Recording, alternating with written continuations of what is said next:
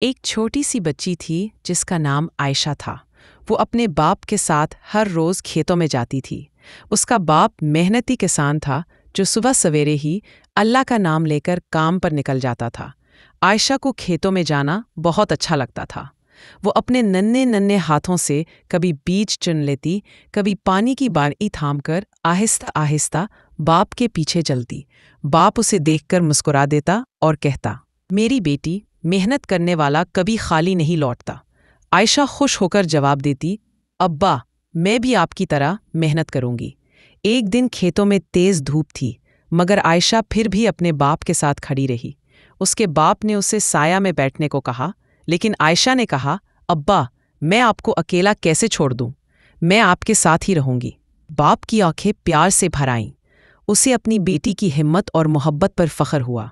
موسم بدلتے گئے، فصل تیار ہو گئی۔ جب پہلی بار سنہری گندم کاٹ کر گھر آئی تو باپ نے ایک پیالی عائشہ کے ہاتھ میں دی اور کہا، یہ محنت کا پہلا حصہ تمہارا ہے۔ عائشہ نے خوشی سے آنکھیں بند کر کے شکر ادا کیا۔ اسے سمجھ آ گیا تھا، نبھانے سے ہی زندگی آسان بنتی ہے۔